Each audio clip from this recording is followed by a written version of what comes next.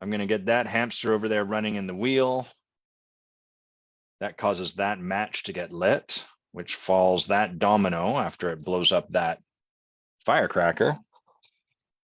All right, there we go. Mute that. We're live. Super cool. Move this here. Do that. Click this button. I'm not done talking about the things I'm going to click, guys. This is part of the live show. As you get to see behind the scenes, and boy, the stuff that happens behind the scenes. Oh, I should switch this to the more popular video. This angle, I think. Is this the angle? Oh yeah, people love this angle. People have been going nuts for this angle. Very popular angle. People like me at 1/4, and apparently this is the more slimming way to you don't want to be head on because then your sides kind of bulge out. Hey, America. And you don't want to be like full profile because then your stomach shows, but like this, oh, amazing. This is the look, people. So, and for those on the podcast, just play along. Hopefully this isn't too annoying. It's really interesting. Oh, I see why. I understand why.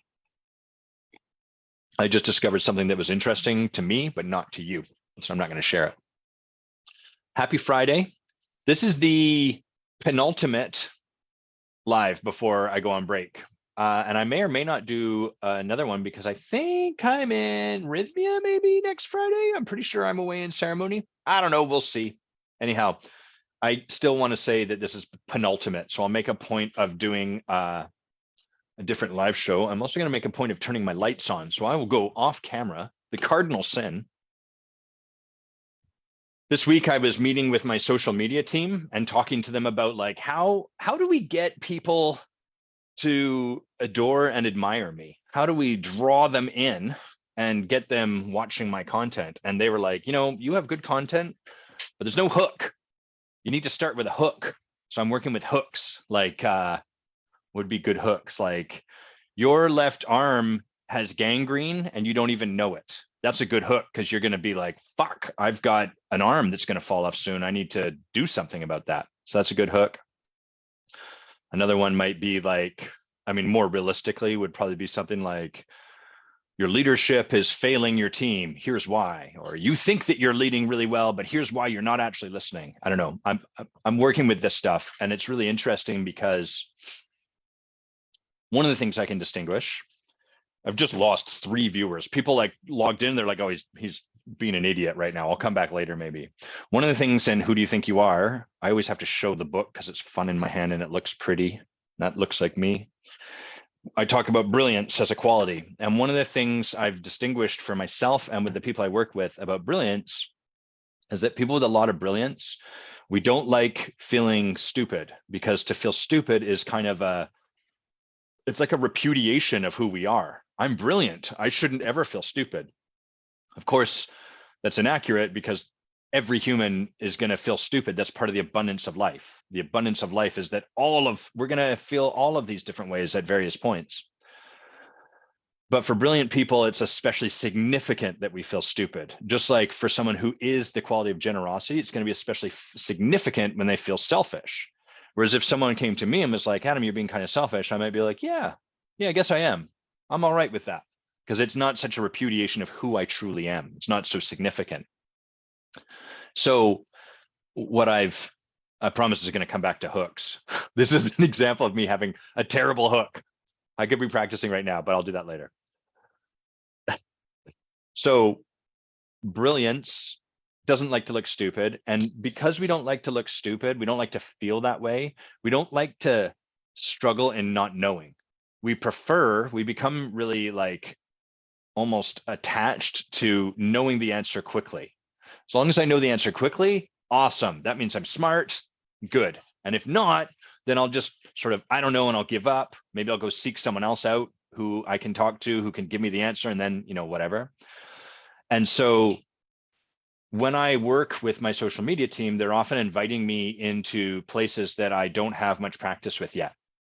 They're like, because if I already had a lot of practice with it, I probably wouldn't need them. There probably wouldn't be anything for me to do differently. I would just lay back and enjoy the billions of dollars coming from my 200 followers, whatever, however that works.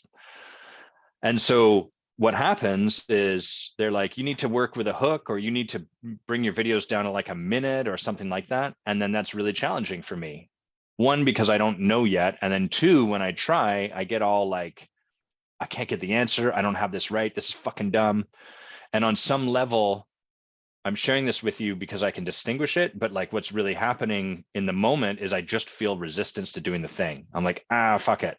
I'll just do what I already know to do. Kind of like I'm doing here on this live as a starting point. So that's an interesting thing, when there's a thing we're supposed to do and we're resisting it. I find it's really powerful to start to take a look like what might really be getting triggered here below the surface. And when I catch that, and I'm like, oh, I'm just not wanting to feel like I don't know this. I'm not wanting to feel kind of dumb. The work isn't to like try to convince myself I'm not dumb. It's just to be willing to feel that way. If I'm willing to let that feeling be there and then continue the path, it all kind of resolves itself. It gets settled. I don't have to worry so much about it. If I start reacting to that fear of looking dumb or feeling dumb or whatever and try to manage that, then what happens is I get bogged down dealing with this feeling and I miss the opportunity to step forward and to create my life. And so that's not even an issue. I don't know. I think that's cool. Maybe you do, maybe you don't. Okay, well, that's about all I have to share this morning. Oh, there's one other thing I'll share that's very important. It's my birthday this weekend. I'm turning the magic digits of 44. That's hard for me to even believe. 44 years around the sun. And the cool thing about my birthday, as I was sharing with Andy before we kicked off here, is that May 22nd is my birthday, and it often coincides with Victoria Day in Canada. So often I get a long weekend. And so Monday is long weekend and also my birthday. So it's like all of Canada in a way is celebrating Adam's birthday. And the other cool thing that happens is one of my best friends has his birthday on May 23rd, and he's 1 year older than me. And so what we like to do is we go for dinner or meet up for drinks or do something on May 22nd. And then at midnight, we do the ultimate cheers, which is where our birthdays are our ages are synchronized for but a moment. And we cheers, and then he moves on and becomes more wise and more knowing than me for another year. But in that moment, I am his equal. And then once again, he's far, far ahead of me for the next year until I catch back up. Thank you, America. America's wishing me a happy early birthday. Okay, well, I'm gonna get Andy to come on in just a sec. Before he does, I'll share the way I met Andy was actually through LinkedIn, which is becoming more common because I think I'm developing more of a presence there. But for the most part, LinkedIn, whenever someone reaches out on LinkedIn and is like, hey, do you do group coaching or mostly work with one-on-one? If you're a coach, you've had this experience, you're like, oh boy, I know how this goes. Like I've been with this conversation enough times to know the script. And the script is, okay, great. 2 more questions. And then would you like more clients? So when he first reached out, I was like, who's this joker? But very quickly, he started to ask about the Forge, and then our relationship's grown ever since. So Andy, why don't you put your camera on, put your mic on, get in here. What's up, dude? I'm gonna make you a little bigger on my side. I completely forgot about the LinkedIn thing. It was very unusual. I'm not used to people reaching out there. Is that where you do most of your like work? That's where I do most of like sharing thought leadership and like networking with folks, and usually deleting a lot of like connection invitations saying I can get you more leads. Yes. Yeah, I appreciate when people put in their byline like helping coaches or client generation machine or whatever, because then I can just ignore those. I'm just like, I'm not the person you're hoping for, and you're definitely not the person I'm hoping for. So let's just save this. What does it say about me that I kind of like playing with them a little bit? I do that too sometimes. Yeah, I enjoyed that.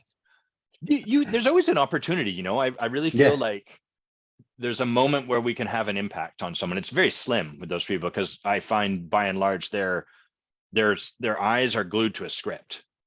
Totally.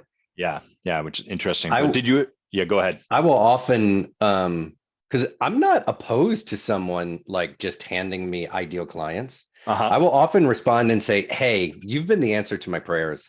If you can like get get me connected with 3 of your clients who are doing what I'm doing so I can talk to them. Like, I'm going to sign up tomorrow. Radio Yeah. silence every time. Also, are you able to sell Bitcoin?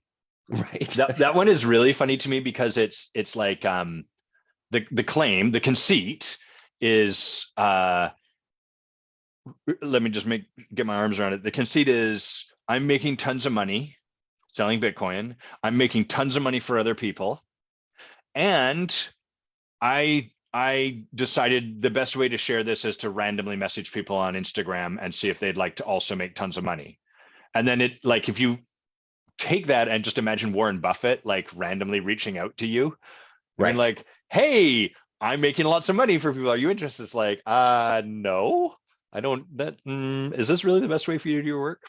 Oh I'm well. always thinking, like, how great is the business that you have time to just like scroll LinkedIn for hours and hours and hours. And message randos. Like, Right. hey, I see you're doing good work at Andy Hite Coaching Incorporated. Right. Way to be whatever. You're like, I'm so yeah. inspired by what you do. Yeah, totally.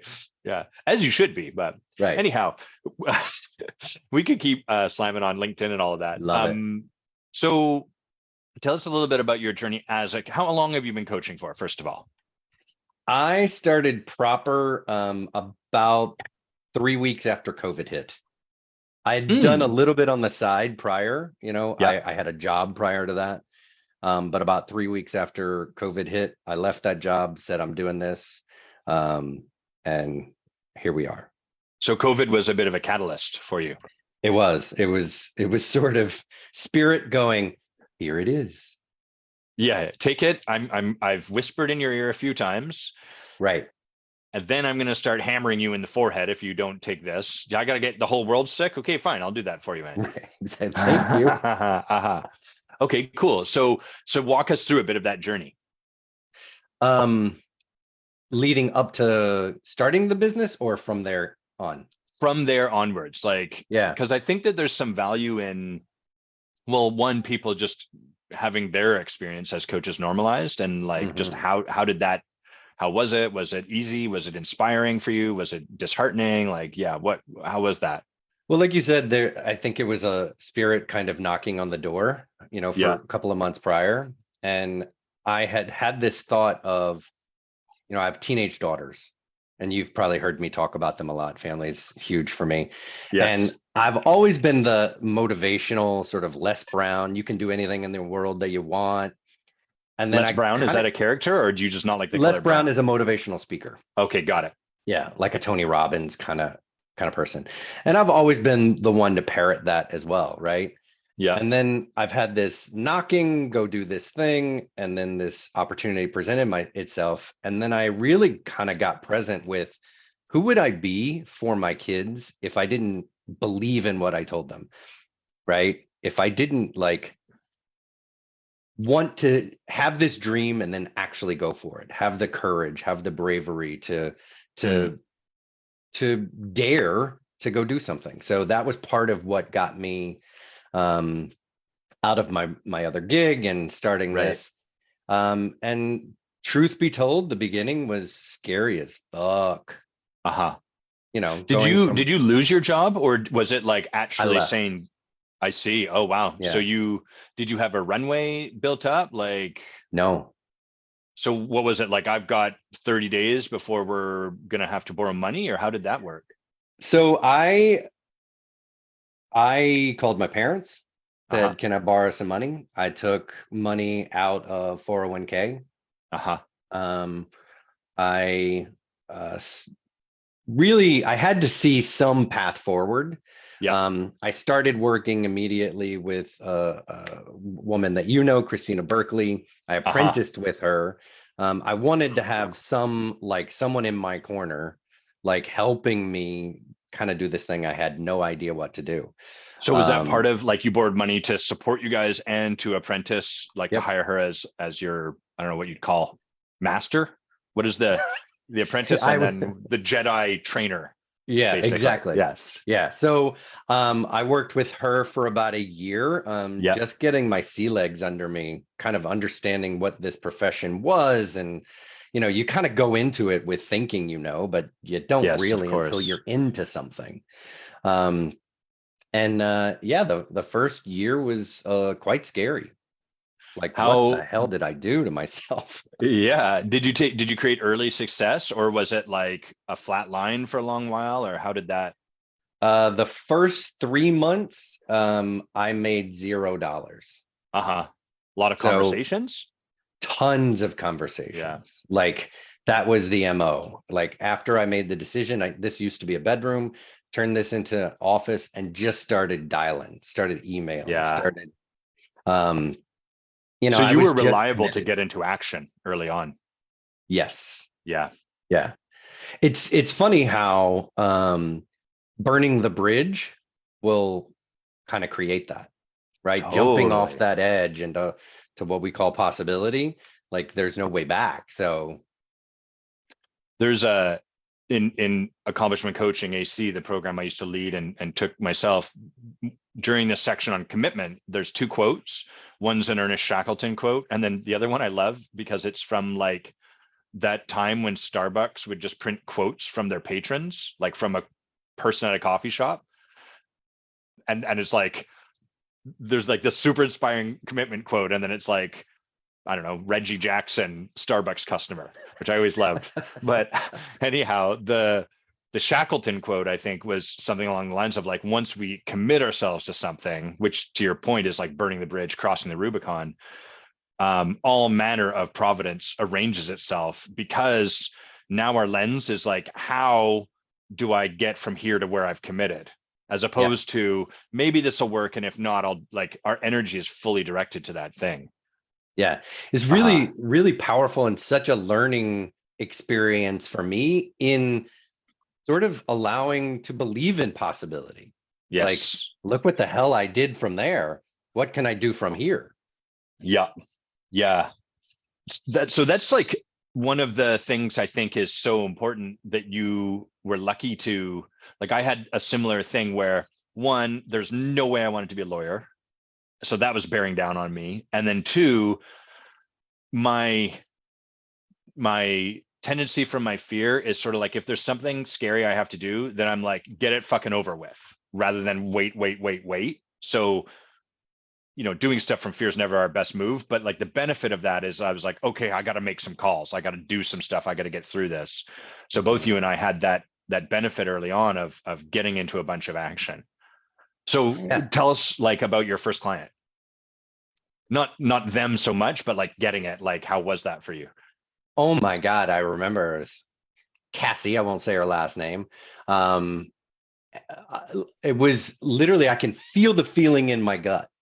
I'd left a job, 3 months go by, big donuts. Uh-huh. And then I get this on the phone. Yes, I want to do this. Uh-huh. Immediately, I'm like telling my wife and texting Christina and like, oh my God, I might actually be able to do this thing. Somebody Yes. believes in me. Right. And with a little bit of courage comes a little bit, get a result and a little confidence. And it's like, oh, let's Uh-huh. just keep going. Let's keep going. But yeah, I still remember it. Poured myself a stiff scotch to celebrate after that. Uh-huh. I remember the first for me. Well, there's two moments like that. One was I was going to networking events very early on, and just like telling people I was a coach, and then I would email them. I'd get their contact, email them after the fact. Would you like to have a coaching conversation? And one person was like, yeah, totally, let's do it. And I was like, oh my God, people are actually yes to a conversation. Like, never mind getting paid, never mind it, but people are like willing, because for me, I was so at this point, so like, fuck off, I've got it handled. So the idea that someone would be open to a coaching conversation was miraculous for me. And then the first client I got was where I'd worked with someone. I'd said like, this is what it looks like. You were more courageous than I was. I couldn't say, do you want this, yes or no yet? So I was like, sit with it for a week, let me know. So at least I still put a deadline, and they called a week later, and this was back when I had a landline and I saw the number and I was like, I'm not fucking answering that. Fuck that. Just leave a message. Let me know. Totally. I'm gonna screen the call for this possible client. And then they left a message on my machine, which was like, I think I'm really excited to start. I think this is exactly what I've been looking for. And I was like, oh my God, I can't believe it. Yeah. Maybe I can do this. That's my experience too. God, maybe this is possible. So, okay. So you get that early success. That's about month 3. Yeah. And then what happens like over the next, I don't know, however long you want to sort of share about your journey? Continuing to just, I've always been like, I was a business guy prior, right? And I really do know that stick with the process, Yeah. work the process. It's the day-to-day stuff that matters. And yeah, getting that win certainly helped me to like come back in here day in and day out and just create conversations. Yes. Right. It was also super challenging because I'm a big networker, and COVID definitely put a damper on that. Totally. Like, where do I meet people? And so it caused us to get creative, and I just kept, I always say we, like I have this huge staff with me. I don't. Act as if. Yeah, exactly. Be it until you become One day, my friend, fake it till you make it, which I'm a king of. We, the royal we. Yeah. Right. And just kept like stuck with it. And then another client would come, and then another client would come. And as always happens in this entrepreneurial world, it's a roller coaster, right? Then two would come, and then none would come. Yeah. And then one would come, and then none. One would come, and then 2 people complete. And that, Yes. Fuck, I just got up over this hill. So what did you do in that, like that COVID era when networking was shut down, basically? How did you make that work? I found online communities and networking groups. And I got really adept at like just working that system, creating conversations, and then connecting after that, just fostering, that's the thing that I'm sure you well know. It's not about always that first conversation. Yes. It's about creating quite the often relationship. Not. Almost always not. Yeah. And it's been, even since then, I stay in conversation with people that I met 3 years ago that haven't become a client, because it's I know it's about creating those relationships. And that's what I'm always trying to do. Yeah. In fact, the more we focus on that first single conversation and make it significant, the harder it is, because then if that conversation doesn't work the way we want it to, all of that other stuff falls. Like, we can't really be in that. We can't let it just be as it is, allow it to just sit there in the space and have it go the way it goes, and then continue to serve that person. It all falls away after that first conversation. And putting so much pressure on that first conversation is like, hi, do you want to work with me? Oh my God, I need a client, right? No, I just normally don't blink. My eyes just don't happen to require moisture. That's how I do. And that's a hard journey to grow beyond, but it's kind of what's required. And thank God, I had support in helping me do that, create that growth. Yeah, and to your credit, you did the biggest thing that supports coaches to succeed, and ironically, the thing most coaches step over, which is you hired a coach immediately. Most important thing that I've ever done and will continue to do, hands down, bar none. No brainer.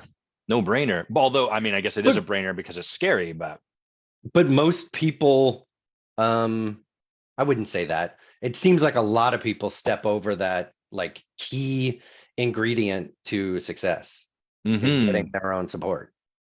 And then once it becomes like, I find what happens is, once the coach is relating to, well, I could, but why bother? Then that's what they're selling. Like, you could do this, but why bother? Like, their energy, it doesn't matter what they're saying, what the script that they're working through says. Their energy is, you could, but why bother? And then trying to enroll people over, that's not going to be fun, and it's not going to feel very good. Yeah. Well, and like, I'm always curious why someone would work with a coach who seemingly doesn't really believe in the power of coaching, Yeah. right? Yeah. If we tell people we will help you transform your lives, your relationships, your finances, all this, but we don't want that for ourselves, I always I always kind of question that. People Uh-huh. will often come and have conversation with me and they'll be, and I encourage people, talk to a couple of coaches. Yeah. You should. And then sometimes they'll ask, like, what should I be looking for? And that's always the thing I say. Just ask them if they have a coach themselves. Same. Yeah. Yeah. Is it a paid coaching relationship? And are they working with a coach? And is it like a paid committed, or Yeah, is it sort of like, oh yeah, my best friend is also a right. coach, and no, no, no, no, no, And no, they no. always go, that's really interesting. Thank you for that. Yeah. Uh-huh. Yeah. Okay, so what's the point where you're like, how long until you're kind of at the point where you're like, this plane is off the run, like we're in the air, this has wings, we're like stable, so to speak. 2 weeks from now, about a month. I was going to say, I think you might know me. I don't know if I ever quite get there. Um, I would say probably halfway through my first year in the Forge did I think, oh, like I know I can really do this now. Uh-huh, got it. Okay, well let's go back a little bit. So you've got a Yeah. year you're working with Christina Berkeley, Yep. and in that year create wins, start to like establish yourself, all of that. And then Hmm. is at the end of that year where you and I get into conversation? Yep. I completed that year with Christina. Um, and I just wanted to take some time. And I was asking a friend, I'm like, who's the best coach you know that you've ever seen or you've heard of? And your name came up. Who was this friend? They're cool. I Aaron wonder if it's Baker. oh, that's amazing. I'm very They worked touched. with you in I think Dojo, maybe? Yes, Toku's Yeah, Dojo. I remember that. yeah. Yeah. And so started following your stuff, watching a lot of your coaching conversations, which led me to reach out to you about the Forge. Because you don't talk about the Forge a lot, but you'd pepper it in, No. and I'd be like, he keeps talking about this damn thing. What the hell is it? Is it Uh-huh. some cult? Not yet. Not yet. Yeah. Yeah. Cool. Yeah, I was reflecting how it's been a long time since we've done any live coaching, and there's like such value in that, I think, because people get to see there's just lots of value in that, and it's probably a good time to start bringing that back. Not right now, don't worry, but Yeah. Well, I've so sent many people, I'm like, if you want to know what good coaching is, because there's not a lot out there actually, and I'm sure you no. know that, right? Not Yeah. just good coaching, but coaching live in general. Yeah. And people sometimes get curious whether they want to work with me or others, or just curious, and I'll send them to your website, and I'm like, that's coaching. Mm, It's not always glamorous. It's not always like, you got this motivational speaker. It's can be challenging. It can be, it's always self-reflective and creating distinctions. yeah. I remember a moment in the dojo we're talking about is a friend of ours, Toku, a good friend of mine, probably a good friend of yours, had this program he called the Samurai Coaching Dojo, and he brought in guest teachers, basically guest coaches, and Babe was one of them, I was one of them, and where was I going with this? Not a lot of coaching. Oh yes, not glamorous, and there was this. I think 1 month the theme was like deep coaching, and which is always a setup because it's like we show up to the coaching, we're like, all right, I'm not doing the thing that I'm supposed to do. I'm making up a scenario, but like, I'm not doing the thing that I want to do. Coach me deeply, help me discover how my dad pour my favorite flower out of the ground and what that means. And like, the trouble with that is that may be the path, but who knows? And I remember coaching someone, and at the end they were like, I got coached by Adam and it wasn't very deep. Like they were reflecting on their experience, a little disempowered. And I was like, yeah, that we have to be open to that in this Mhm. profession if we want to be really masterful, because the client has to be able to experience all of the abundance of life, which includes shallowness, the mundanity of like, you just need to fucking get out of bed and do the blue collar work. There's no Right. magic here. It's not about your dad tearing out your favorite flower. It doesn't matter why. You just need to take the next step. Yeah. I want deep coaching. Well, this is it.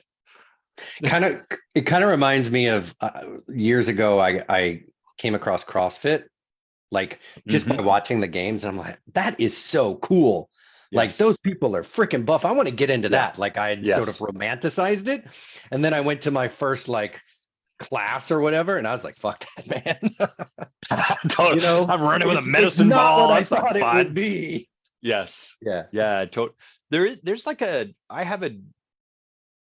there's like a desire we have to, I mean, it's everywhere, right? We want to shortcut the hard work and get the benefits of it. Help me Yeah. change my life. I mean, this is a bit of the leadership conversation we'll shift into in time, but like, help me change my life and have this sexy result. How do I shortcut that? How do I, because these people that are doing hard, they're dummies. Right. All these morons lifting CrossFit. How do I avoid that? Well, if I take this supplement and that supplement, no, the shortcut is to let go of a shortcut, because then you just do Right. the work and you can learn to empower it or discover that's not for you.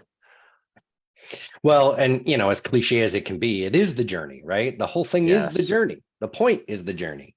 Yeah. Yeah, totally. I didn't like CrossFit either. I went and they were like, we're gonna get you doing this, we're gonna get you doing this.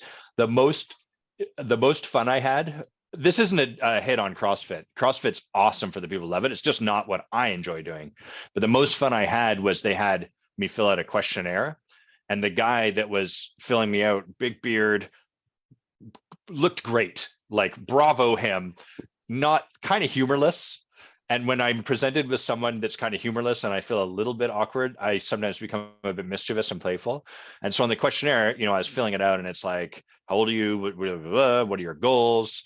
Any other goals we should know about? And I just wrote, I'd like to see my penis enlarged, and then just handed it back to him, and then just sat quietly and waited for him to read it and see, like, am I going to get a smile crack? Just slightly is the Oh answer. God, that's hilarious. That's something I would do. Yeah. I Anyhow, love it. okay. So it didn't work, by the way. CrossFit's no good for that. Okay, That's so funny. you finish your year, find your way to us. We get into a conversation. You choose in. Um, Expectations that you might have had, and then reality. Like, I'm curious what you might have thought was going to happen versus what did in that first year. Like, was there anything, like any distinction like that that was live for you as you stepped in? Yeah, I think I think expectations were, I had no idea what to expect, right? I Mm, think most people, at least this is true for me, I'll say, is I came in wanting to like grow my coaching ability, yeah. right? My coaching chops. And while there was a lot of that, that almost happened as a byproduct of all the other work, Right. right? Yeah. Um, so I really had no clue what to expect. So it was nothing like my expectation. Aha. Yeah, So you kind of came in a bit, you had the benefit of coming in a little bit blank, it sounds like. Like you weren't completely sort of blank. like, this is how it's going to look, this is what I'm going to do. Yeah, I got it. Well, and it was true to kind of how I do things. Like I met you, I kind of heard about this thing, didn't know what it was. I talked to you about it on the phone one summer afternoon, and you're Uh-huh. like, "Well, we have one spot left." And I said, That's right. "I'll take Yeah. it." Like I didn't really even think about it. I think I was probably investing more in like you than it was the forge or any other thing. So I didn't know Uh-huh. what to expect. Yeah, so sort of like trusting the experience, the reputation a bit, but also the experience you'd had, I assume, like Yeah. in our conversation, and then like, Yep. okay, let's be engaged in relationship with this person. Yep.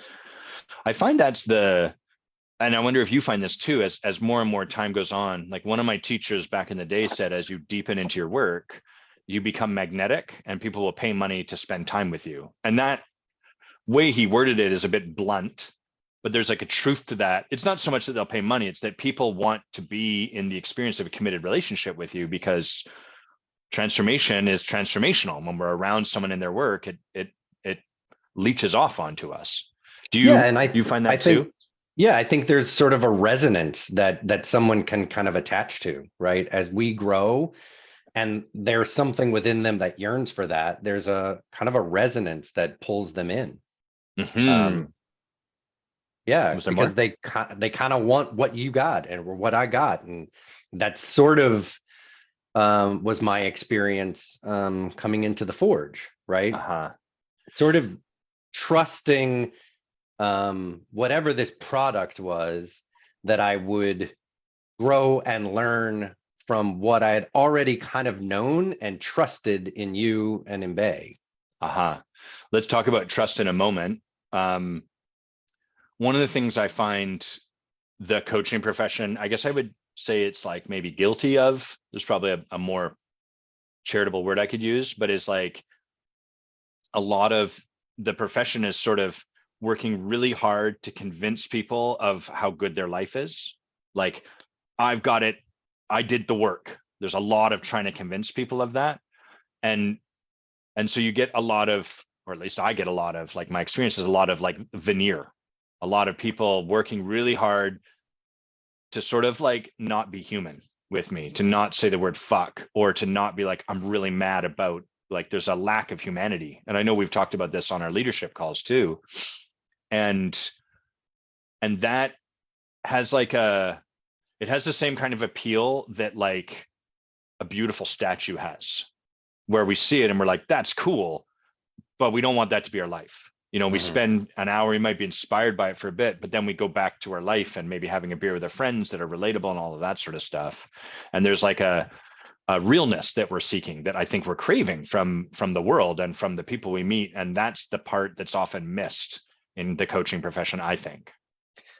100% agree. Everybody out there, I wouldn't say everybody, of course, but a lot of All of coaches them, out there, all these fuckers, except for you and except I, us too. Yeah, that's right. Yeah. um, they're putting their resume out rather than their Yes. humanity out, right? They're Yeah. they're talking about what they can do for you rather than just being in relationship. And I find that people are really resonant with me because I can be real with them. Yeah. You know, I Which, hear that actually a lot. yeah, which makes it more fun.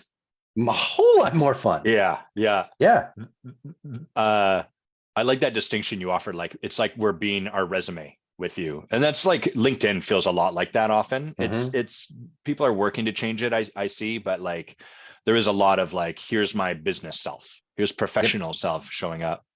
Networking events got way more fun for me when I stopped networking.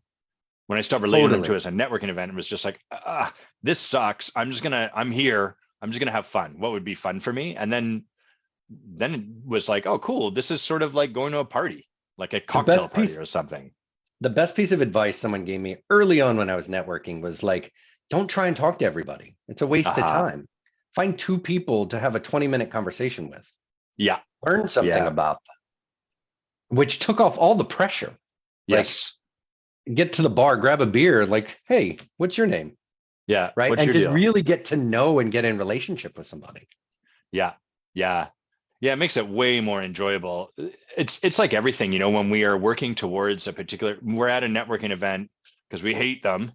We're there because we need to create a result. And then that's not how life works. It's not how the Yeah. joy of life is discovered. Yeah.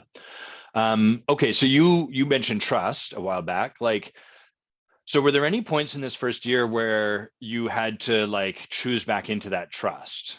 Or was it sort of easy for you to sit in that the whole way through and like, okay, they're pointing me in this direction, got it, no problem. I let go of, like, I'm just easy to choose into that. It's a great question. Looking back, I don't think that there was a time where I felt out of trust. Mm, There might nice. have been a time when I fell out of, you know, like, or, when you get challenged, you're like, fuck you. Mm-hmm. But, quickly the underlying wisdom is like, this is part of developing the leadership. Uh-huh. But I don't know that it was ever felt out of trust. Can you share about, like, do you have any fuck you moments from that first year top of mind? Um, well, anytime I would coach, Uh-huh. um, I had and still am working on, my because I half of what I do is consulting, right? I Yeah. work with business owners, and so it's really hard for me to fully remove myself. Yes. And you are impeccable at pointing out when I'm inserting myself. Uh-huh. And while this year I think it's gotten so much better, I think I've Yeah. grown a ton as a coach. That first year, I remember the first time, it was like the seventh time you pointed it out. I was like, dude, I Dude, I got get it. it. I got it. But it was really like, while I hated it, it like just gutted me, because I certainly made it feel significant. Oh, I actually do suck, right? Yeah. It left indelible, it left a mark, right? Because from then on, it was something I was really paying attention to and saw the benefit of, like, take you out, man. Get out of it. It's not Mm. you, it's not your conversation. What do you notice has shifted from like taking that on, if anything? Um, a lot. I mean, the conversations become so much more powerful. Uh-huh. The client is able to actually distinguish thoughts for themselves rather than something that's given to them. Yeah. On a really practical level, my renewals have, like, doubled. No kidding. People, yeah, oh, totally. Totally. Yeah. That Um, makes so much sense. Oh, sorry, go on. no, I was just gonna say, I was trying to reflect prior to our call, like, hey, what, both transformationally and even like business stuff, what's changed since Forge? And I look back in the last four clients that I signed, three of the four of them were renewals. Uh-huh. That did not happen prior. Yeah. Yeah, I've noticed that in my own practice too. And the thing, like you, I like this isn't necessarily your version of it, but for me, part of the reason I would insert myself is not trusting that they're going to get it or that they'll get it soon enough, which is just another version of not trusting they'll get it. Yeah, they'll get it in 2 years' time, but they need to get it sooner. So basically, not trusting their process. And ultimately, that's because I learned as a child growing up to not trust my process. So then, of course, I projected outwards.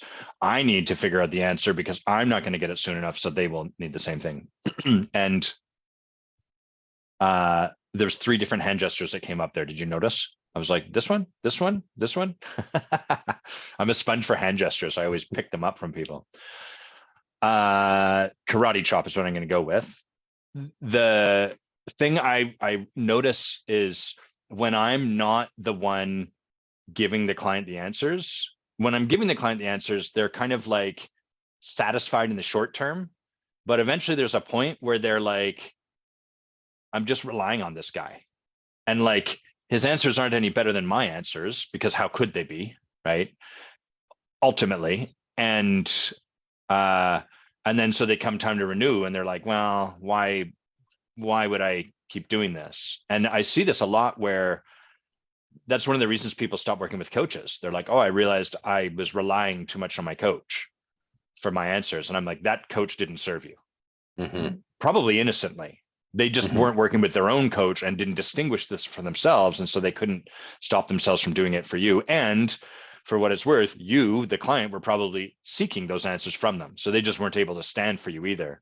Totally. Um, and so I notice way less work. I don't have to sweat as much when the client's struggling. I still do, but I don't have to. It's optional. I can be like, oh, I don't have to solve this for them. It's so And hard. then, yeah, it really is, right? And then the third thing is, yeah, more renewals because what they're getting from our work is like a deeper experience of themselves rather than like some expert telling them the correct answer. Yeah, one of the things that actually Bay helped me to distinguish some time ago, which was, I was really good and reliable to help them solve their problem. Aha. And Yeah, once that problem was solved, they don't need me, that's right. Yeah. because I couldn't figure out, they're loving the work. They give me great testimonials, but they don't renew. Yeah. It made total sense. We got the problem solved. There's nothing beyond that. There's nothing, there's actually not growth. It's just kind of getting to level set. Yes, that's exactly what I like putting out the fires that currently exist in their life. Not necessarily even like creating transformation, just put out those fires. And so then Yeah, they reach that period of like, oh my God, I don't have to run from anything. Peace. This we're is all good. good. And of course, those fires are going to come back because we haven't Yeah, addressed the underlying way of being, yeah. excuse me, that's creating them. Yeah, Yep. that's a go ahead. No, I was just agreeing. I said, yep. Yeah, that's a big part of let's talk a bit about like the notion of possibility and creating that, supporting our clients to see that, because I find early on, especially when I worked in the Rich Litvin world, so many people were engaged in problem solving. I think because that was a largely his clearing. He would solve a lot of problems, do a lot of telling. And what would happen is they would have an initial call with the client, solve the problem, and the client will be like, that was great. I don't know why I'd hire you though, because I don't have that problem anymore. And it's not like we're trying to create problems for the client. We're trying to create what's the vision of the future that would be possible for you that you'd really love to live into. So have you had to work to create that as part of what you do? Has that always been there for you? Like what can you share about that process? Well, first off, it's really interesting that you draw that parallel like with Rich, because I totally see parallels with me. Like Mm, Rich is really good at helping people see possibility yeah, and talk about deep transformation, but just solve the problem. That was that's all right. I did. Yeah. People love to be in conversation with me because I could help them see the possibility, but we never got past the problem. Yes. Yeah. I appreciate that. I can totally see that. That's kind of how I was working. Aha. And in sharing that, I forgot your question. What was that? It was just, well, you kind of answered it already. Like, did you have to do work to step into where you were creating possibility for people rather than solving their problems? Sounds like you did. Yeah, and honestly, that's part of like the transformation. I know we'll probably get to that, or it could be a great segue that I Yeah. found for myself is like it surprised me we do this essence conversation. Is it okay Yeah. to Yeah. transition Yeah. into this at this Yeah. point? Let's do it. And I was surprised, truthfully, that one of my qualities of essence that was reflected to me was possibility. Because I've always felt I'm not that. I don't reach that. I don't reach my potential. So what did And it you feel you did instead? I would always set the bar super low Aha. or find a way out if I tried to set the bar high. Got it. Yeah. Yeah. Sort of and so working through that for myself and actually risking setting some ideas of possibility and going for it Yeah. and achieving it has really changed a lot in me, but also the work that I do with my client. I remember in that first year, like one of the things we do in the Forge is we work with projects, right? Like a sort of a project you can think of as like a declared committed, I'm committed to creating this result. And like in the first 6 months, you'd finished your project for the year. Mhm. So is that an example kind of like, Totally. aha, right? 100%. Yeah, it was that sort of classic example of like just put yourself out there, which gives you a little bit of you get the result, you get more courage, and then you think, oh, I can do this again. Right. Right. It really allowed me to lean into that essence of possibility that I'd never, it's truthfully most of my life has been like an unrealized itch, But was that 6 month mark, like given that you solved it in 6 months, was that like you setting the bar kind of low for yourself? Was that an example of that? Or was it like you really threw your hat over the fence into the field of possibility and created it? there's more room for me to grow into possibility, right? Uh-huh, It uh-huh. was reflected to me early on that even that goal, which I thought was that project was lofty, was probably still a little safe, Uh-huh. and I set it, I doubled that project for this year Yeah. and exceeded it. And so I'm Amazing. learning that my own capacity is much greater than I realize, Mm, which allows me to dream bigger and bigger and bigger. right. So what shows up when you, so part of who you are for the world is possibility. And then like all of us, there's like an edge, like a level to which I'm comfortable expressing myself this far, but no further. And we've been standing for you to step over that line, obviously, to push out even beyond so as to grow into more of who you are. What does your resistance look like when you're kind of like, I don't want to, this is what I know. How does that show up for you?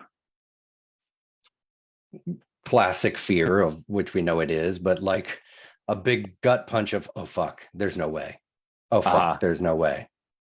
And then do you like from there's no way, do you like I'll make a smaller version, or like what's the strategy that your survival mechanism adopts? I will, I'll probably convince myself in a smaller version that this is the best possibility. Got it.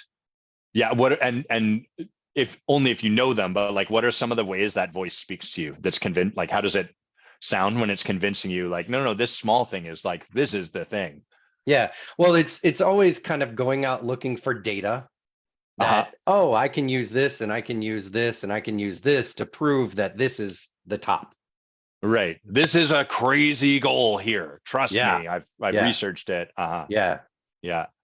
Got it. I love it.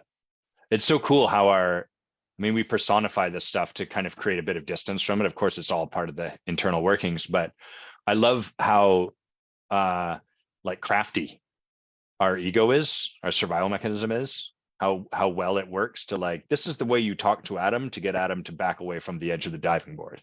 So smart. This voice Uh-huh. is like Yeah. really knows what he's doing. Yeah. Yeah. Yeah. Such an expert. Well done, Yes. sir. So, okay. So you finished that year with us and then foolishly come back for another year. What what was behind that decision? And then we'll transition a bit to talking about that second year you've just finished. Yeah. I was loving year one. And then when we went on the retreat, Year I was one or sort of year two? year one. Uh-huh. I was like blown away, like at the experience and the people and just the conversations and the growth. I had decided during that retreat, year two Mm, was going to be a thing. I see. Yeah. Yeah. So And that really so was a peak experience for you. totally, I think I committed maybe February or March um after the retreat. Yeah, So that was before even quite year one ended. uh-huh. Yeah, we were a number of people did, which was quite confronting for us.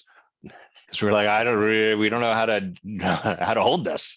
We don't yet have a program that supports this. We're still working with that every time at the end of each year. So Mhm.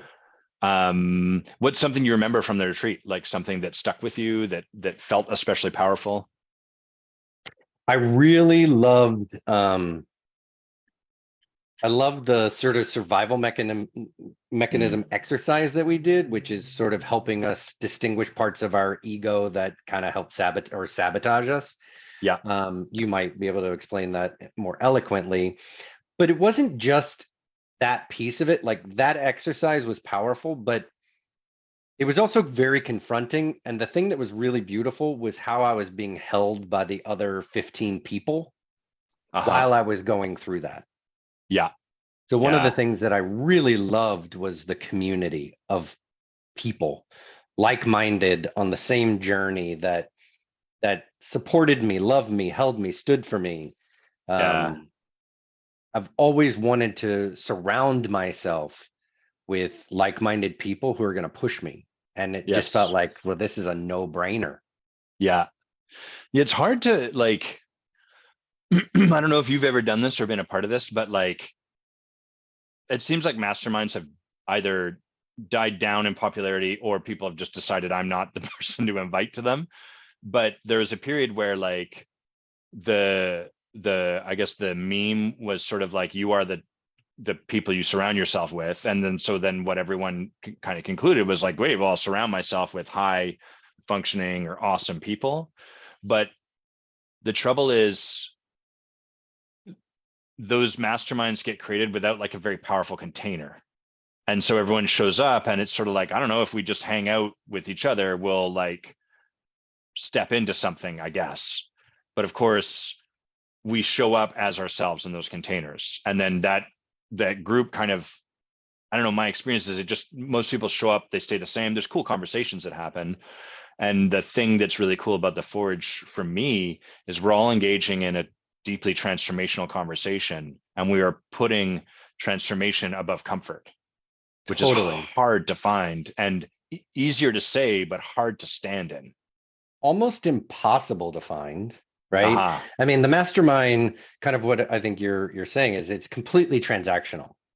Uh-huh. oftentimes advice giving, right? So Yes. somebody can like get a nugget or two and go out and implement it, but largely nothing fundamentally changes, right? They might Yeah. make a little bit more money, they'll dial in the marketing or they'll start journaling, but nothing changes transformationally. Yes. But that's, I think, what the Forge, and especially in some ways, like it's great that you guys put the retreat right in the middle. Hmm. It creates a little bit of like camaraderie, people getting on their journey, setting their projects, moving. You get to see people, and then bam, motherfucker, let's Right. go, right? Yeah. Um, and so it really is a jolt. Yes. Yeah. It's like the first 3 months we're kind of laying up the fire a little bit, Yeah. and then we put the match to it at the retreat, and then like see what gets created from that.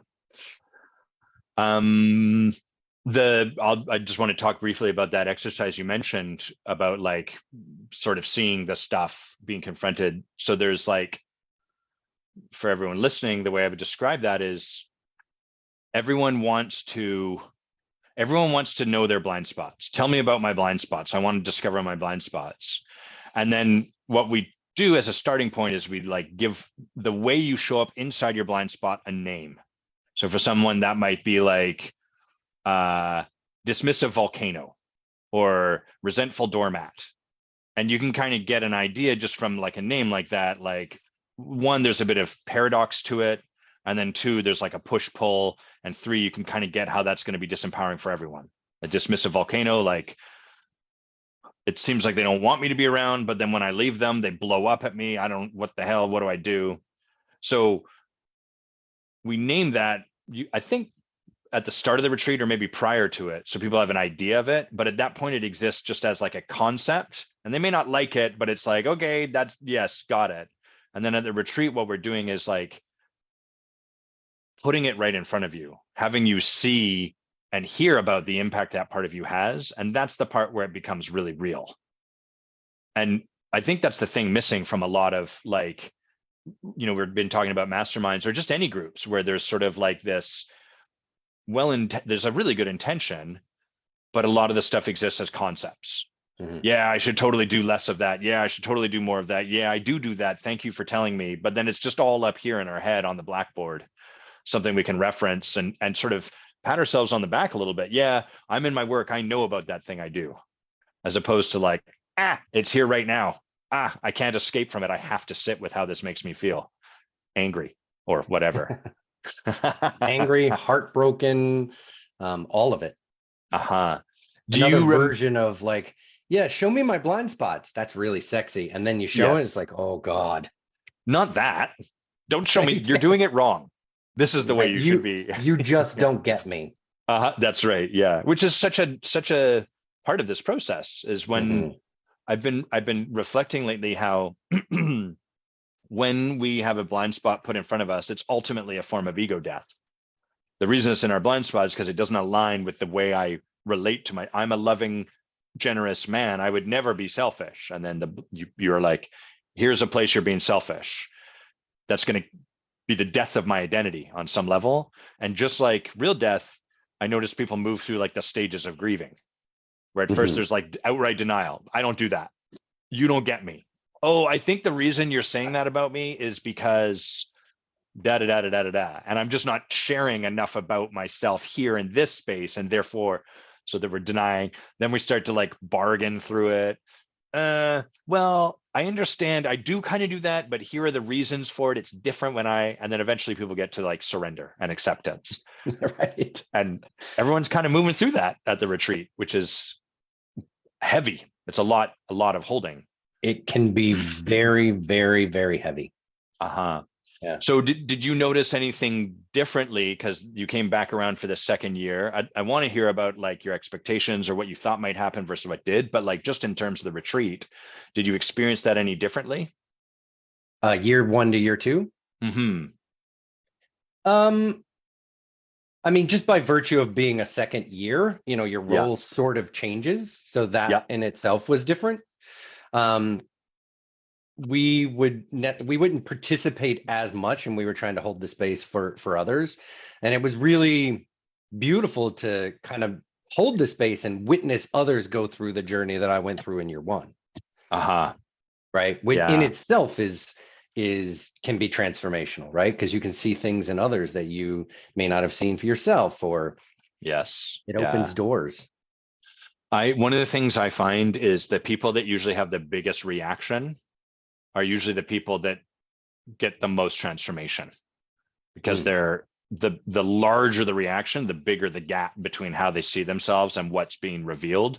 And so when that sort of gets reshuffled around and integrated, it's like, oh my God, what a massive shift shows up. Whereas the more we spend our time in this work, the subtler and the more nuanced this stuff becomes. There's always transformation. It's just like a smaller gap that we're that mhm, we're that we're closing. mhm. Okay, so you go into the second year and you're like, leadership, hashtag leadership is going to be sick.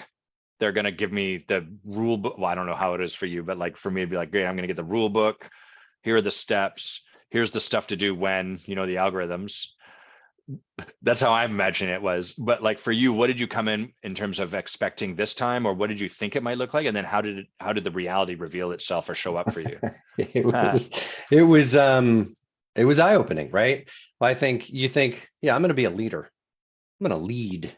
I like the I'm way gonna you said, get I'm going to be a leader. I'm gonna I'm be going a to hit the leader. R at the end of leader too. Yeah, we're gonna Yeah. pull these people along, and early on, I'll be like a servant. we have these like Facebook or Slack, and I'll share something or do something, and then I'll get like 5 messages from senior leaders and you or Bay going, let's take a look at this. I'm like, what the fuck you mean? Let's take a look at this. I'm leadering. I'm leadering. It was in the beginning, like it was a little like, oh, what did I sign up for? Uh-huh. Um, and why are these people ganging up on me, or what? Right? I'm just doing my best. So it was to be stood for. It can be a very confronting place to be. When people Yes. are kind of holding you accountable, for lack of a better word, or reflecting back to you how you're showing up, who you're being. That can be real tough. Yes. I find it fucking annoying. And I'm not joking. It's really annoying Yeah. for me being stood for and standing. There's like a cost to all of it. It's energetically kind of taxing to stand for someone. So I've got my definition, but how would you define standing for someone or being stood for Um, or well, the way I describe or whatever? experience it, yeah, is like um someone holding the best version of who you can be, and helping you distinguish what you're being and the possibility of who you could be. Uh-huh. Uh-huh. Yeah, like the easiest example, people when we talk about leadership and we put a hashtag in front of it, we're referring to like it exists as a concept in the abstract.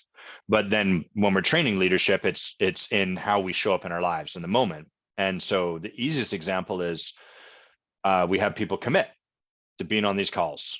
And because absent that, we don't have any barrier. We don't have any boundary over which it's just like, well, be a good leader. We don't have anything, no yardstick.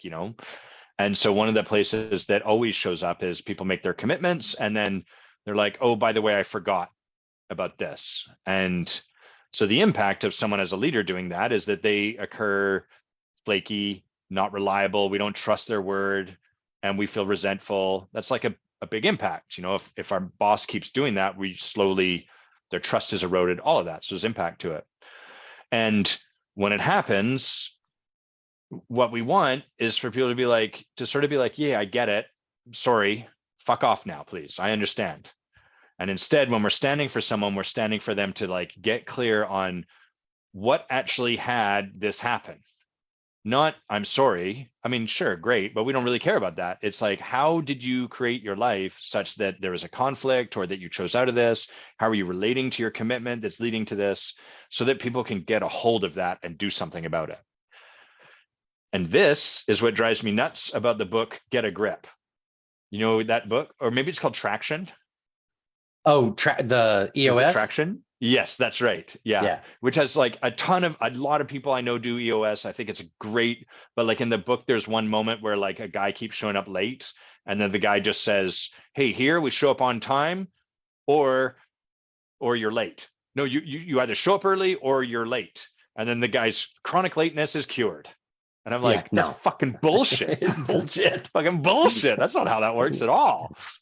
Yeah, that's just a writer taking some liberties and That's right. isn't actually using real life. Exact, and hasn't been stood for, hasn't Yeah. walked through that, so doesn't Yeah. know how to portray someone being stood for. Whereas being stood for in this moment would look like, thanks for showing up. We get that you're late. Everyone, what's the impact of this person being late? That would be the first part, probably. And then, like, so and so, what had you be late? What's going on that has this continually happen? How are you relating to this? You know, having them walk through that. And we don't like that because layered over top is I fucked up and I'm bad. And so as leaders, we have to remove that and then support the person to walk through, to do the hard work of showing their work, basically. Yeah. Any thoughts to add to that? Um, Only that I went through that 5 days ago. Yes, yes, you did. And right before we started, I was sharing how we're standing for our senior leadership team in this moment too. Yeah. So yeah. Yeah. For those of you listening, that was me on Monday, leaving a call earlier and then having 10 people go, Andy, let's look at your leadership. Uh-huh. Uh-huh. Okay. Was it really 10, like a lot of people? Because if so, we gotta work with that. Well, that's what it felt like, whether or Yeah, not that was the gotcha. truth. Yeah. Yeah. Yeah, because we don't want to have 7 different bosses, but like No, people no. coming at you, that doesn't work either. It's always done from love, but is always like, okay, here we are. Yeah, this is one of the things I find. Hey Tara, nice to see you. Hey, Tara's Tara, calling you a king. It says, "What an you're a immediate delight, queen. Andy, you king. So nice to see you on with Adam. Also a star. I'm a star. You're a king." Uh, the nature of standing for someone is they're pretty much always going to begin from the place of I fucked up or I did wrong, because that's just inevitably the context we have. Lateness, missing an appointment, changing all of that exists under the guise of I fucked up. And so one of the things so challenging in standing for someone is doing the hard work with our own support to recognize how we have a fuck you in our energy. And I think the thing that's so often in the way of people seeing this is their insistence that they're okay with it. No, I'm okay. Well, Go what I ahead. find for me is I'm always trying to be stood for the right way. Tell me, please elaborate on that. Well, like, I'm feeling the impact, but I'm okay with it. And I really want this. And really not knowing how the fuck do I process, Yes. all of this feedback and um, uh, wanting me to distinguish. It can be very confronting, Yes. especially in the moment. And I find myself wanting to do that right, Yeah, which kind of gets in the totally. way of actually just being in the process of being stood for. Yeah.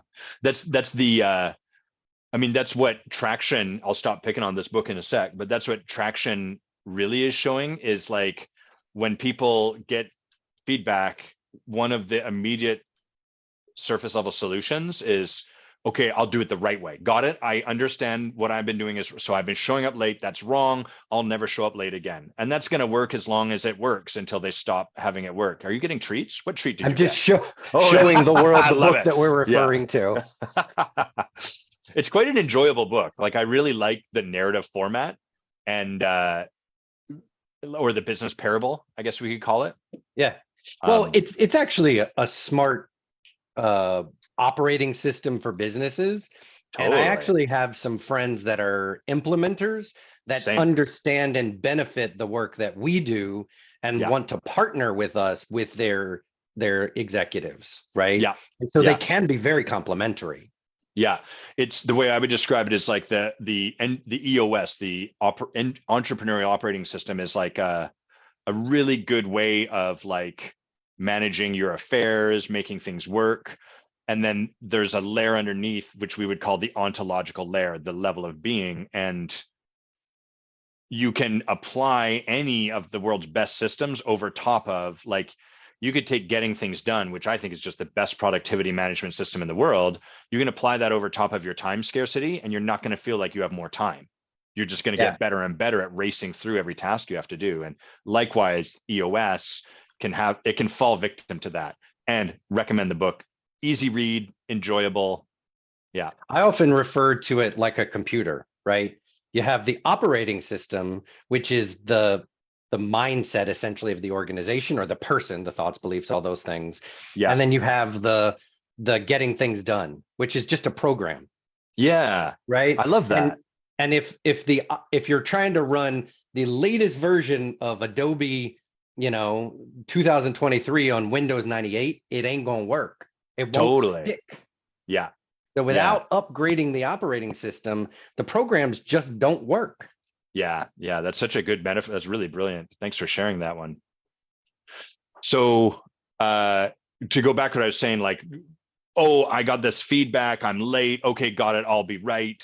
As opposed to really getting clear on, like, what actually has me showing up late over and over and over again, and what really is the impact in the room. I know I feel bad about it, but like, and these are the what people call like the difficult conversations of leadership that none of us want to be in. Like our human nature is, let's reduce friction, let's just step over this. And so I would say in the first year of leadership, the year you're working with, you're really learning how to be in it from the side where you've stepped over your commitment or stepped over your whatever and are like being stood for. And then the next year, the second year, you're really learning how to step into these conversations and stand for people on the other side of it.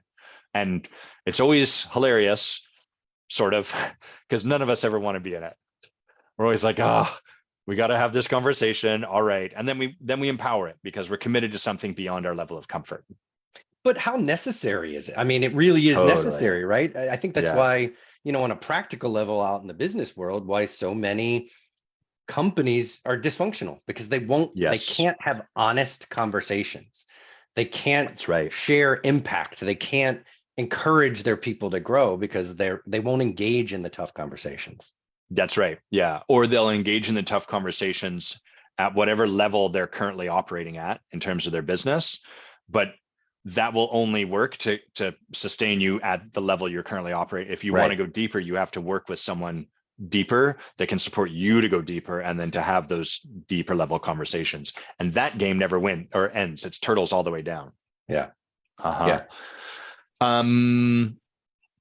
Anything else to share about like just your experience on the leadership team, or how what you've learned about leadership for yourself or as a general concept or anything like that? I mean, I don't know where this is going to go. I've always had, I'm just going to riff. We always have, I had my preconceived notions about leadership.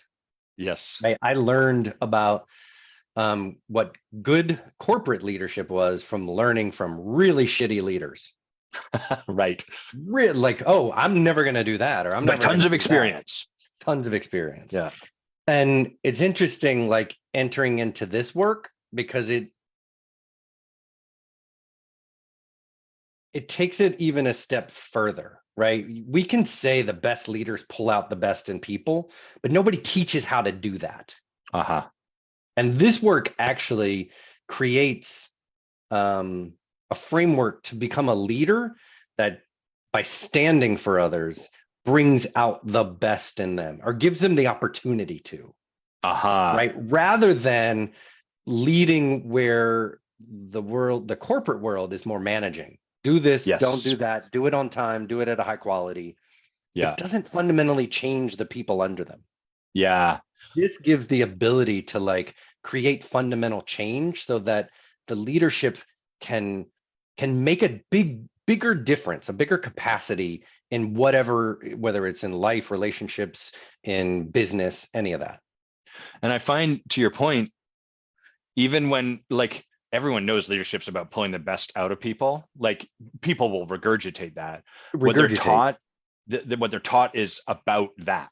They're taught about that, but they're not they're not put into the experience of having the best pulled out of them, and then Right. put into the experience of pulling the best out of people when all they can see is how fucking annoying this person's being and how insistent they are. This person's uncoachable. They're not a candidate for leadership.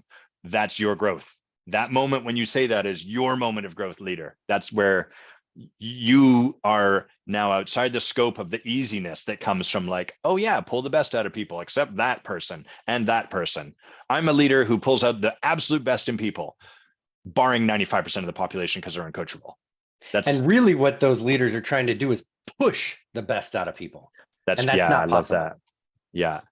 And what tends to happen because not they're not being stood for the way we're describing is they don't really change. And then what they end up doing is the best version of leadership with where they currently stand. And so Mhm. what actually, when they try to push the best out of people, you get people that are already reliable to create a particular kind of result from being pushed.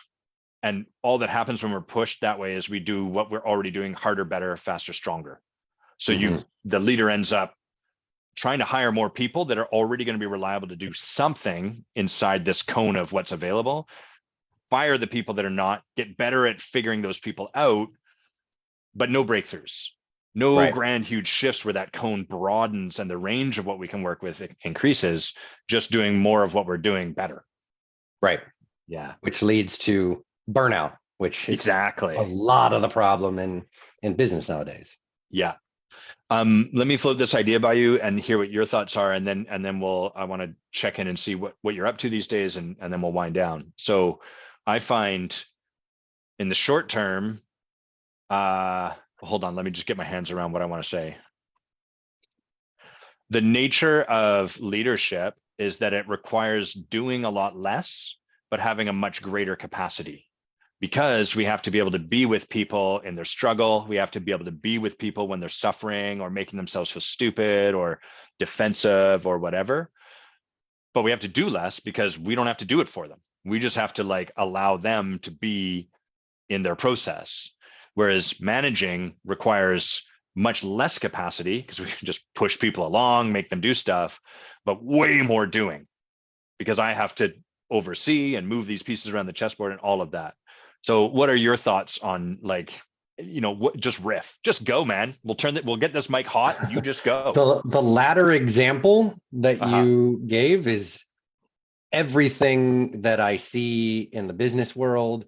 It's all Uh-huh. managing and no leading, Uh-huh. Yeah. which leads nearly nowhere.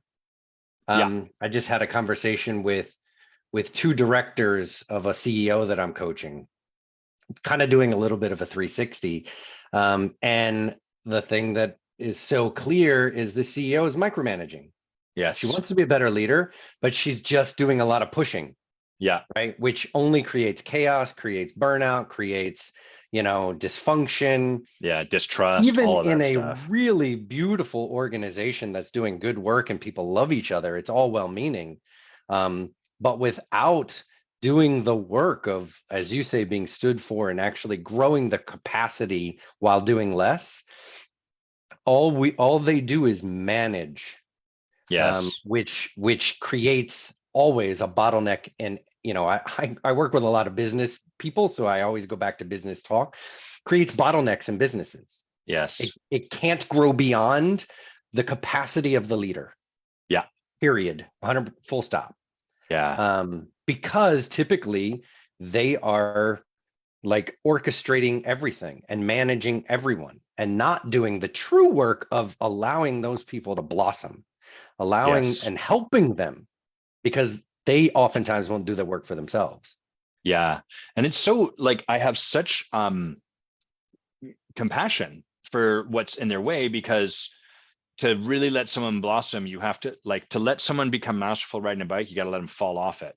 Not Fall once, off. not twice, but as many times as it takes.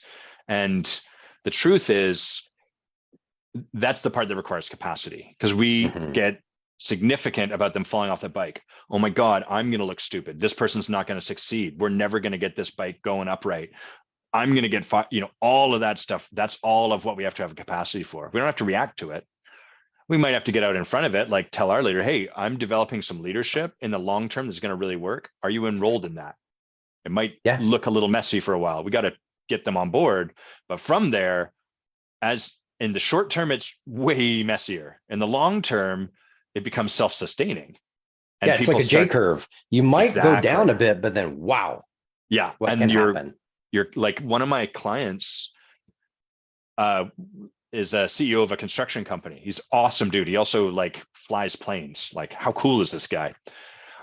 A little threatening, but it's fine. And when we first started talking, I was asking him, like, what do you want to create in your life? And one of the visions he had was that his company became this place where like people wanted to work there, not just because the pay was good or the lifestyle was good, but because this was a place you came to and transformed. Like your Mm. leadership transformed by virtue of coming to this company. And that's the promise of this, is that people are like, I'm not leaving your company for this other company where they're paying me another 30K, because here my life becomes better every single day. I become a better human being. That's amazing. That's the promise of leadership. Yeah. And kind of full circle, we started talking about like the magnetism that as we Yes. grow, Yeah. I'm starting to see that. Like you talk about leaders like your client, I'm starting to get people that are wanting to be that I because love that. I'm growing into that, right? Yes. Yeah. My last two clients are like dream clients because they want to grow, they want their people to grow, and they realize that by their doing the work, Yeah. everybody else around, it's an umbrella effect. It's a Yeah. And then there'll come a moment where you stand for them. They're like, this isn't what I meant. I know, I This know. isn't, no, not this, that. And that's going to be beautiful because that'll be their Yeah. process. Okay, let me read what Lydia wrote. Oh, yes, letting someone stand for me. The first time I heard this was in huge resistance around something. I could not grasp that someone would do that for me. Totally. We've all been there, Lydia. And Tara's saying, love that, Andy. It's all predicated on the notion that the best is somewhere over there at the end of the process instead of already present and ever expanding within folks. She's talking about drawing the best out. It's Mhm. over there. Once they get there, then I'll have drawn out the best. Instead of really drawing out the best in people begins by seeing their best in this moment. This is, Mhm. and not this is the best they can do, but like seeing them as this is an incredible human being and then coaching this incredible human being that we see rather than this slug that we're relating to. Right. Yeah. Beautiful. What's the work you're doing in the world? And like, just tell us a bit about your people and what you do. Yeah. So I'm, just a squirrel in this world trying to get a nut. Um, gr- Sounds sexual. That's fine. um, I haven't done the niche thing. Yay. My people are a little all over the map, and I think the common denominator is leadership. I work Uh-huh. with entrepreneurs, I work with CEOs of not-for-profits, executives and small business. And I am just really focused on growing that business. I do that Mm. one-on-one, and I do a group for entrepreneurs Mm. who are looking to grow. We call it scaling business and life. I love that. That want to like grow their business, but don't want to do it at the cost of who they are, and vice versa. That's cool. Like I was thinking of using, like, just as you were sharing that, it made me think of like scaling used in unconventional terms. Like, what does it look like to scale my love? What does it Mm, look like mhm. to scale my heart? What does it look like to scale my leadership? These are like, and my life, to your point. So that's really cool. What, so no niche, but like, or niche, as you guys like to say. What, I find the French pronunciation, it's anyhow, I'm I think I distracting said us. niche, didn't I? Did I say You said niche? you haven't done the niche thing, Oh, niche. like sandwich. I'm I gonna go have a back and forth. sandwich for lunch. Yeah. So no niche, but like, what are some of the breakthroughs? Like, what are some of the things you've moved through in your own journey, your own leadership? Like a couple of those. Um, Big one being possibility, which is, Uh-huh. we teach what we most need to learn. Most of my people are coming because, hey, I sense this bubbling, and I want Yes. to grow and realize my potential. I think that's a big one. One breakthrough and that I'm working on is in joy, Uh-huh. um, experiencing more and more of that, and I think I'm on that journey. It's happening. And if I Um, remember correctly, like part of what you're creating with joy is like the both and, as opposed to like I yes. have joy over here and then work or whatever over here. 100%. Yeah. Uh-huh. So your people must, like I'm imagining to some extent, be visionaries and very reliable to have like a bunch of joy in one area of their life, a bunch of results in the other, but maybe not so much the intersection where it's all joyous and all prosperous. And is that an accurate It's description of? usually some version of they find a lot of joy in their work, but relationships are suffering or vice Mm, versa, and they are working to align it, right? right. They bury themselves in their work because they love it, because they're avoiding something else, or Aha. yeah, Right. Ah, beautiful. Joyous visionaries. That's cool. What a cool group of people to work with. they're fun. Where do people find about you? Like where do you post your art, so to speak, and where do they learn more about the cool shit you're up to? I don't do a ton of social, but if I am on social, it's on LinkedIn. Hmm. I'm committed to doing more and really just sharing more of who I am. And my website, andyhitecoaching.com. I'm gonna type that right in these comments. It's Get all in one there. word, right? Get in there. Yeah. And it's height, Hite, Yeah. not height HEID. Yeah. like vertical height. Cool. I am a, And vertically challenged man. I wouldn't say that. I feel 5'8". yeah, 5'8", Yeah. you pull your height off pretty good, I think. Yeah. Okay, you've done the last 2 years of the Forge. You're not sure if you're coming back, but that's awesome. Uh, what I will share is one, just follow along with Andy's journey because the stuff he's up to is awesome. And I think the journey you're on is just remarkable. And you work with Bay, is that fair to say? Yeah. Oh, yeah. Yeah, I mean, I've said it now. So Yeah. Andy works with like a remarkable coach. Of course, that's my bias because she's my wife, but I think Bay is phenomenal. And so one of the things I really admire about you, Andy, and I said this right at the start, and I'm going to say it again, is like you started this profession modeling its integrity, which is right from the start. I'm going to work with a coach, and I always think there's such a gift for people to follow people doing that work when they're working with their coach because you get to see like the benefits that inure someone when they're doing this. So um let's see, what do I want to plug before we finish? I want to plug the Forge. So, and I see it seems like I've got a video delay. Are you getting a video delay on me now? Or does it come through? Me, Oh, it seems live for me. okay, cool. It's weird seeing yourself move. Now I'm caught up, but I was like worried if someone showed in the background, I wouldn't be able to karate chop them fast enough.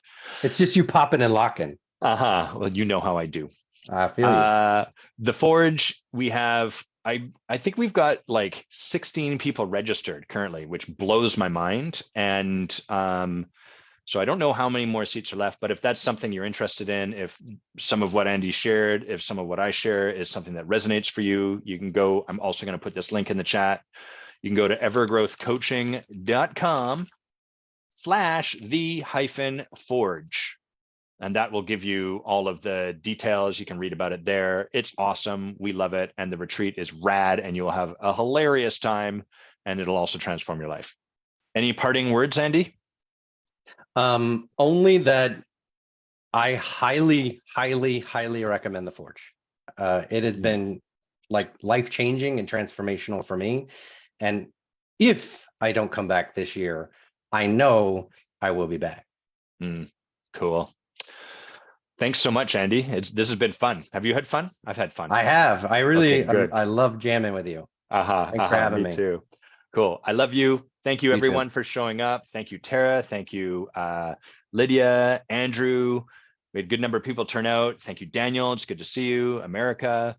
Have an amazing weekend. Really, really everyone celebrate my birthday. Feel free to get lit and adios. Have a good weekend, Happy everyone. birthday. Where do I stop the, oh, there.